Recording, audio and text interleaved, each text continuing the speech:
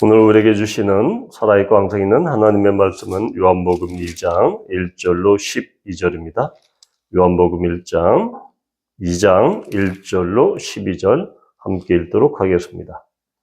사흘째 되던 날 갈릴리 가나에 혼례가 있어 예수의 어머니도 거기 계시고 예수와 그 제자들도 혼례의 청함을 받았더니 포도주가 떨어진지라 예수의 어머니가 예수에게 이르되 저들에게 포도주가 없다 하니 예수께서 이르시되 여자여 나와 무슨 상관이 있나이까 내 때가 아직 이르지 아니하였나이다. 그의 어머니가 하인들에게 이르되 너희에게 무슨 말씀을 하시든지 그대로 하라 하니라. 거기에 유대인의 정결 제식을 따라 두세 통 드는 돌 항아리 6이 놓였는지라. 예수께서 그들에게 이르시되 항아리에 물을 채우라 하신즉 아귀까지 채우니 이제는 떠서 연회장에게 갖다 주라 하심에 갖다 주었더니 연회장은 물로 된 포도주를 맛보고는 어디서 났는지 알지 못하되 물 떠온 하인들은 알더라. 연회장이 신랑을 불러 말하되 사람마다 먼저 좋은 포도주를 내고 취한 후에 낮은 것을 내고는 그대는 지금까지 좋은 포도주를 두었도다 하니라. 예수께서 이 첫 표적을 갈릴리 가나에 행하여 그의 영광을 나타내심에 제자들이 그를 믿으니라. 그 후에 예수께서 그 어머니와 형제들과 제자들과 함께 가버나움으로 내려가셨으니 거기에 여러 날 계시지는 아니하시니라. 아멘.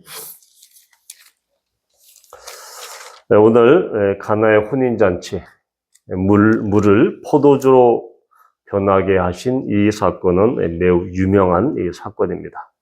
우리도 이미 성경 스토리텔링을 통해서 여러 번 다루기도 했습니다. 그런데 1절에서 사흘째 되던 날이라고 하면서 이 기간에 대해서 요한의 특기처럼 이렇게 이야기하고 있습니다. 그래서 도대체 이 사흘째 되던 날이 어떤 날이냐? 이 부분에 대해서 여러 가지 해석들이 분분하죠. 먼저는 바로 이 사흘, 예수님께서 십자가에 못 박혀 죽으신 지 사흘 만에 부활하셨다. 그래서 이 사흘째 되던 날은 이 부활의 그런 의미가 있다. 예수님의 부활의 날이다. 라고 이렇게 해석하는 사람들도 있죠. 또 하나는 1장과의 연속성 상에서 바로 요한복음 1장은 이 태초에라고 하면서 빛 대신 예수 그리스도께서 이 세상에 오셨다라고 하면서 요한의 증거를 이 첫째 날로 보고 그러면서 이 이튿날이 1장에서는 3번이나 나오고 있습니다. 자, 그러면 예수님께서 빌립과 안드레를 부르신 그 이튿날, 그래서 이것을 총 보면 4일차죠. 그러니까 첫 번째 요한의 증거가 있고 두 번째 2일차가 요한이 세상 죄를 지고 가는 하나님의 어린 양이로다 라고 요단강가에서 증언하고 3일째 이튿날은 이게 3일차죠. 바로 요한의 제자 2명이 예수님께로 나온 날, 그리고 4일차는 예수님께서 갈릴리로 이제 떠나가시려고 하는데 그때 바로 빌립, 나다나엘을 이렇게 만나시는.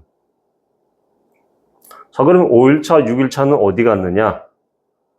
지금 요단 강가에서 갈릴리로 이동하는 그 시간이 보통 2, 3일 걸립니다. 따라서 2, 3일이 암묵적으로 지금 생략되어 있다. 그래서 이 사흘째 되던 날은 바로 7일차를 의미합니다.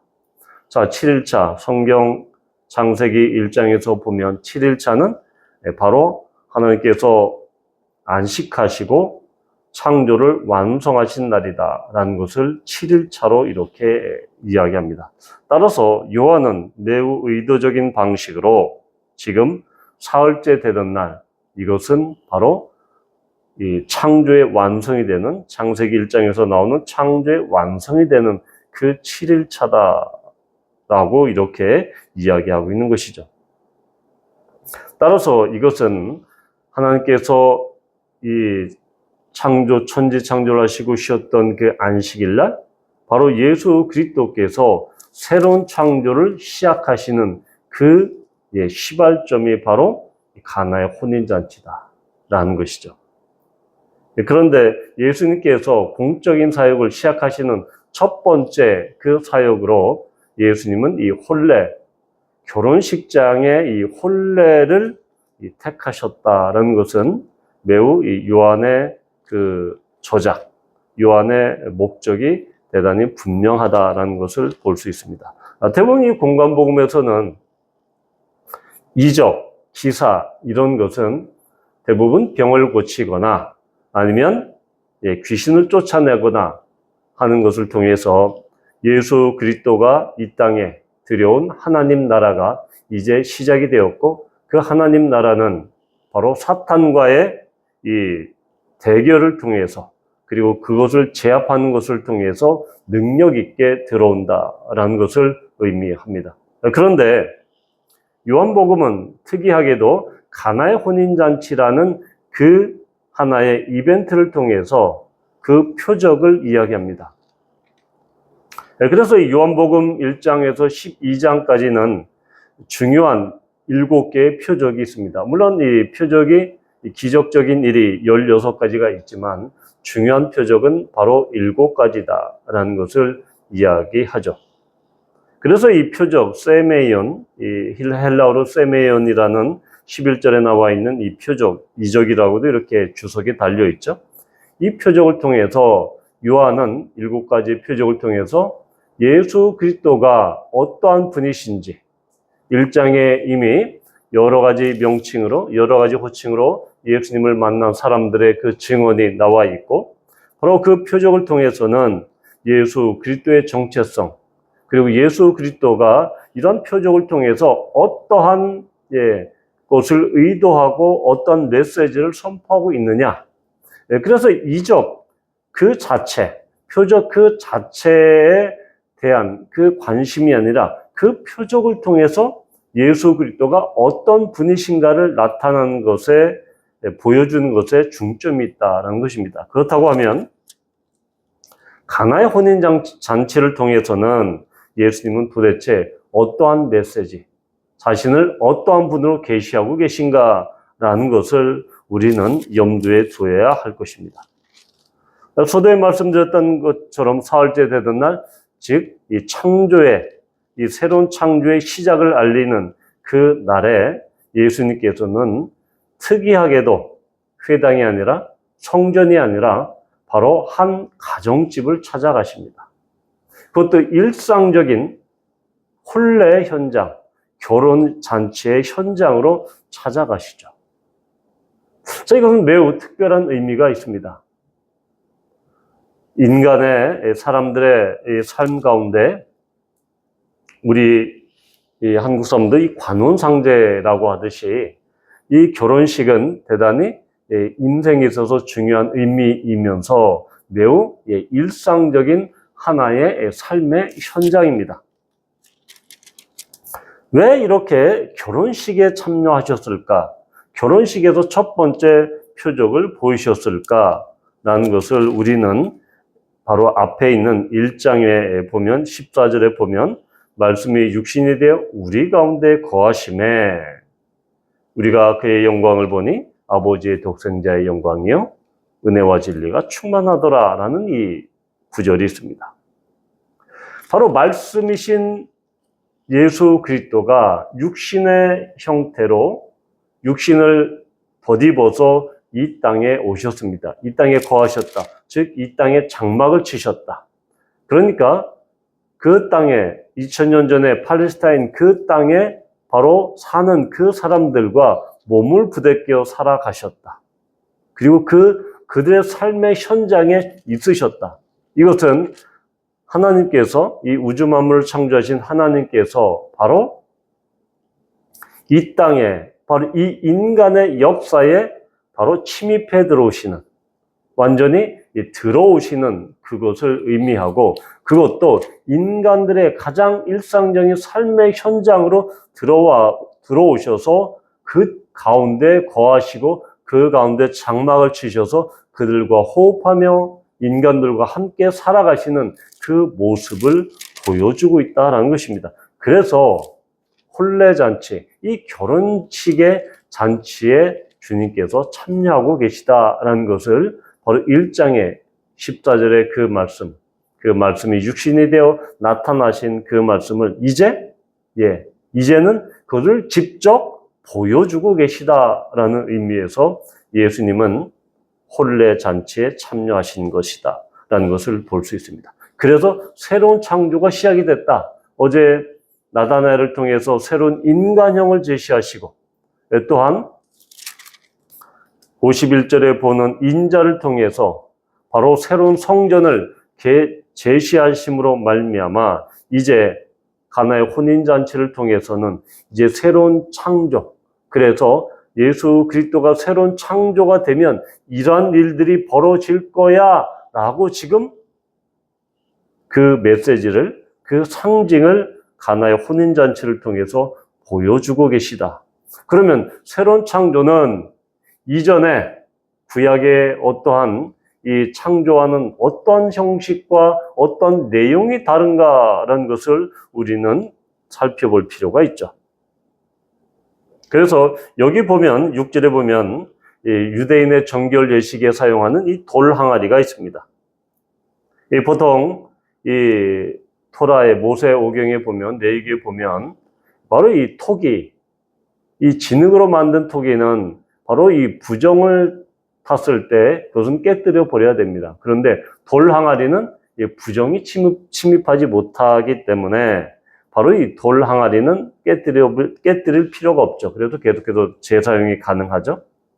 바로 그 좀 비싼 그 돌 항아리가 바로 6이 놓여 있다. 그런데 이 돌 항아리는 비었다라고 이야기합니다. 거기에 바로 이 물이 담겨져 있었는데 그 돌 항아리를 아구까지 꽉 채운 걸로 봐서는 이 돌 항아리가 비었다라는 것을 볼 수 있죠. 자, 그러면 바로 이 돌 항아리는 유대인들의 정결 예식, 즉 율법에 규정된 바로 이 정결 예식, 손을 깨끗이 씻는 그 예식에 필요한 것. 그런데 이 돌 항아리는 바로 율법주의적인 그런 유대인들의 형식적 율법주의를 이렇게 상징하고 있죠. 자, 그런데 유대인들의 그 옛 언약 그리고 옛 그 창조는 어떻습니까? 지금 옛 언약은 유대인들의 율법주의는 이미 형식화되고 비어 있다는 것을 볼 수 있죠. 자, 그러면 그 비어 있을 뿐만 아니라 또 6. 이 성경에서 6이라는 숫자는 불완전한 숫자입니다. 반면 7이라는 숫자는 완전수죠. 그러니까 유대인들의 당시의 유대주의, 그리고 유대 율법에 그들의 이 하나님이 주신 율법을 덧붙이고 윤색하고 거기에다가 인간의 색채를 덧입혔던 그런 낡은 유대주의, 율법주의가 매우 불완전하다라는 것입니다. 그러면서 포도주가 떨어진 그 상황은 결국 이러한 낡은 유대주의, 율법주의가 주는 그것은 인간의 결핍, 인간의 부족함, 인간의 불완전함, 이것을 상징하고 있다라는 것이죠. 자, 그런 반면에 이제 이 돌 항아리를 사용해서 예수님께서는 포도주로 만드십니다. 이 이야기는 예수님께서 이 돌 항아리로 상징하는 바로 유대인들의 율법을 완전히 파기시키고 완전히 그것을 깨뜨린다라는 것은 의미는 아닙니다. 예수님께서도 말씀하셨죠. 내가 율법을 깨뜨리려고, 율법을 내가 깨려고, 없애려고, 파기하려고, 폐기하려고 하는 것이 아니다. 뭐라고 말씀하셨습니까? 나는 율법을 완성하러 오셨다. 바로 이 돌 항아리로 상징하는 유대인들의 율법을, 하나님의 그 모세오경, 그 율법을 어떤 형식으로 완성합니까? 어떤 형태로? 그 율법을 그 비어있는 유대인들의 낡고 그리고 형해화된 형식만 남아있는, 그래도 그것이 결핍되고 불완전한 그 율법을 포도주로 질적인 변화를 통해서, 물이 포도주로 만드는 그런 질적인 변화를 통해서 예수님은 완전히 그 율법을 완성하십니다. 그 율법을 새롭게 하십니다. 율법을 새롭게 해석하시는 것이죠. 그래서 예수님께서 창조하시는 그런 새로운 창조의 시대는 율법의 시대가 아니라 이제 그 돌 항아리가 차고 넘치는 그런 풍성한 은혜 시대가 될 것이다 라는 것을 보여주고 있습니다. 자, 6항아리에 두세 통 되는 6항아리가 다 찰 경우에 대략 이 용량은 500에서 한 700ml 정도가 됩니다. 자, 포도주 한 병이 보통 750ml 정도 되죠? 자, 그것이 거의 800~900병, 거의 한 1000통에 이르는, 1000개의 그 1000병에 이르는 이곳은 엄청난 양입니다. 그러니까 그 작은 동네 가나에서 혼인잔치에 그 사람들이 며칠 동안, 보통 일주일 동안 그렇게 되는데, 이것이 잔치 중반에 떨어졌는지 후반에 떨어졌는지 잘 알 수는 없지만, 여튼 뭐 중간에 떨어졌다 하더라도 3, 4일을 그 많은 사람들이, 참석한 사람들이, 동네 사람들이 다 먹고 손님들이 다 먹고도 남을 엄청난 양입니다. 남고도 자기 집에 그 한 병씩 그 집에 갖고 갈 정도로, 몇 병씩 갖고 갈 정도로 엄청난 양이죠. 즉, 이 예수님께서 가져오신 이 새로운 창조는 이런 인간의 결핍과 인간의 부족함과 인간의 어떤 곰핍을 해결하는 풍성한 하나님의 나라, 새로운 이 은혜 시대, 풍성함의 시대, 그리고 그 풍성함의 시대가 될 것이다. 또한 결핍을 통해서 어떻습니까? 예수님의 어머니 마리아는 상당히 매우 곤란한 지경이에요. 아마 잔치의 일부분을 그런 맡았을 가능성이 많죠. 걱정과 염려가 있었습니다. 왜냐하면 지난번에도 나눴듯이 단순히 포도주가 떨어져서 좀 어려운 상황이 아니었습니다. 이 잔치에서 포도주가 떨어졌다라는 것은 이 당시 명예와 수치의 문화에서 코드를 읽어보면 바로 이것은 아주 이 참사에 가깝습니다. 참사를 넘어섭니다.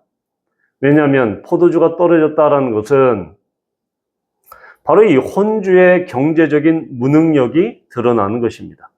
그런데 떨어질 만했습니다. 왜냐하면 이 가나에 있었던 가나의 사람들은 대부분 그 소작농들이 많았습니다.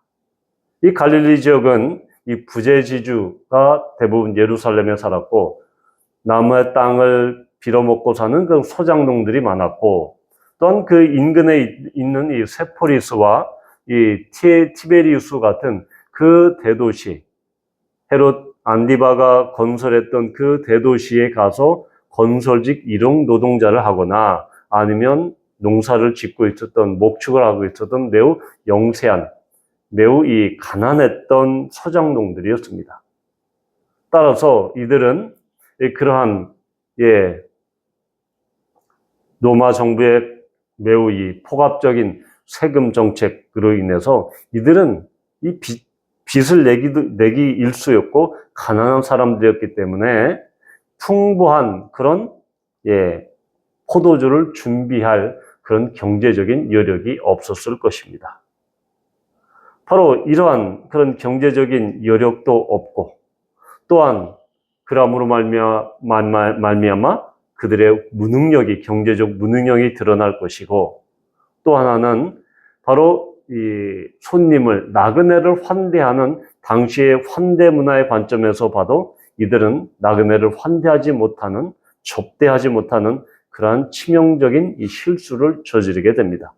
따라서 이것은 이 마을 전체의 수치입니다. 보통 옛날에 우리 혼인식이 있을 때 예식장이 아니라 이제 집에서 했었죠. 그래서 집에서 하면 이 천막을 치고 대부분의 동네 사람들이 다 가서 음식을 먹고 마시죠. 근데 음식이 다 떨어졌다? 그 마을의 수치였다. 당시 2000년 전에 당시 명예와 수치 문화에 입각해 봤을 때 이것은 가나라는 동네 전체적인 수치입니다.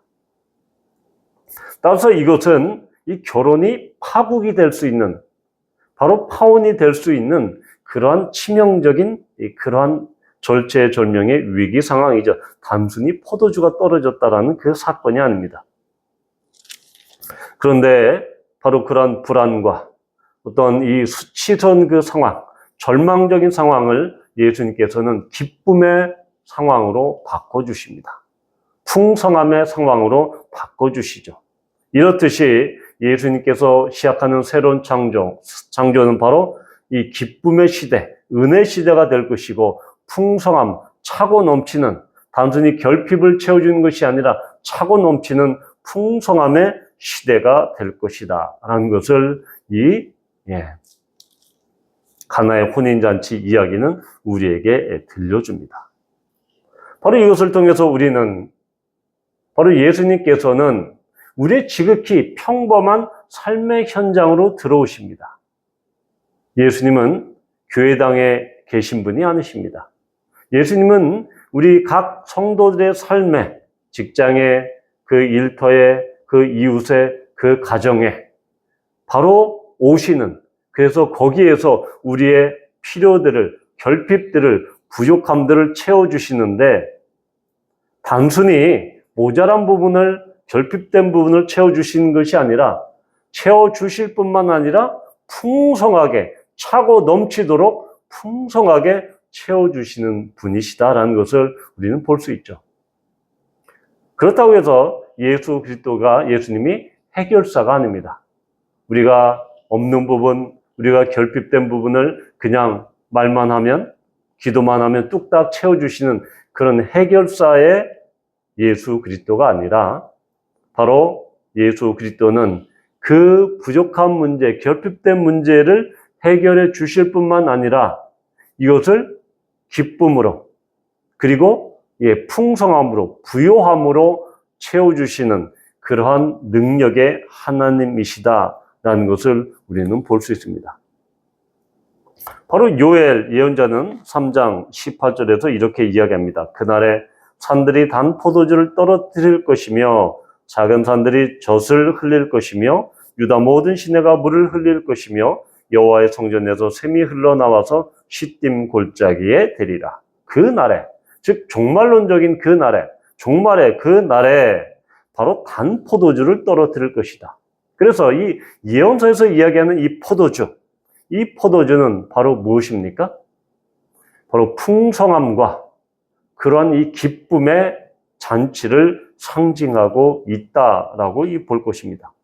바로 이사야에서도 이 잔치의 이 비유를 어떻게 이야기합니까? 이사야 25장 6절에서 8절의 이야기 나오는 걸 보면, 만군의 여호와께서 이 산에서 만민을 위하여 기름진 것과 오래 저장하였던 포도주로 연회를 베푸시리니, 곧 골수가 가득한 기름진 것과 오래 저장하였던 맑은 포도주로 하실 것이며, 바로 이 심판 다음에 구속받은 자들의 기쁨의 잔치가, 연회가, 큰 잔치가 열릴 것인데, 바로 그때 포도주, 극상의 포도주가 나올 것입니다. 그러면서 바로 이 8절의 사망을 영원히 멸하실 것이라. 그러면서 자기 백성의 수치를 온 천하에서 제하시리라. 가나의 혼인잔치가 바로 이것을 역사 가운데 이루어가고 계십니다. 즉 무엇입니까? 바로 그 날이 지금 시작이 되었다. 종말이 시작이 되었다. 맞는 말이죠. 왜냐하면 예수님께서 오심으로 말미암아, 초림하심으로 말미암아 종말이 시작이 되었고, 예수님의 재림의 때 종말이 완성이 됩니다. 따라서 이 가나의 혼인잔치는 단순히 어떤 가정집의 혼인잔치가 아니라 종말론적인 혼인잔치, 종말론적인 기쁨의 큰 잔치가 바로 시작이 되었다라는 것을 예표하는 그러한 매우 중요한 의미다라는 것을 볼 수 있습니다. 그래서 자기 백성의 수치를 제하여 버리신다. 수치와 그 굴욕적인 상황이 될 수 있는 그 상황을 예수님께서는 완전히 기쁨으로, 풍성함으로, 부요함으로 바꿔주심으로 말미암아 그들이 먹고 마시고 기쁨을 누릴 수 있는 그러한 종말론적인 잔치가 이미 시작이 되었다. 그래서 이 잔치는 요한계시록에 보면 어린 양과 혼인잔치가 벌어집니다. 바로 요한계시록에서도 큰 잔치가 또 벌어집니다. 바로 종말의 그 시기에 벌어질 잔치. 이것이 바로 예언서에서 이야기하는 그런 종말론적인 잔치가 실제 요한계시록에서 벌어지고 있다라는 것이죠. 그래서 종말론적인 잔치의 시발점이 가나에서 예수 그리스도에 의해서 열리게 되는 것입니다. 그래서 새로운 구원의 시대, 새로운 은혜 시대, 새로운 언약의 시대가 이렇게 시작이 되는 것을 우리는 볼 수 있습니다. 바로 예수 그리스도는 우리의 삶의 현장에 찾아오셔서 우리의 부족하고 결핍된 부분을 이렇게 채워주실 뿐만 아니라 풍성하고도 넘치도록 채워주시는 그런 놀라운 능력의 하나님이시고 그런 은혜를 베푸시는 하나님이시다라는 것을 우리는 오늘 말씀을 통해서 알게 되는 것입니다. 바라기는 이러한 풍성하고 부요하신 능력의 하나님, 그리고 새로운 언약과 새로운 은혜를 시작하신 종말론의 잔치를, 구원의 잔치를 시작하신, 기쁨의 잔치를 시작하신 예수 그리스도께 우리가 능력과 영광을 그리고 올려드립니다. 찬송합니다.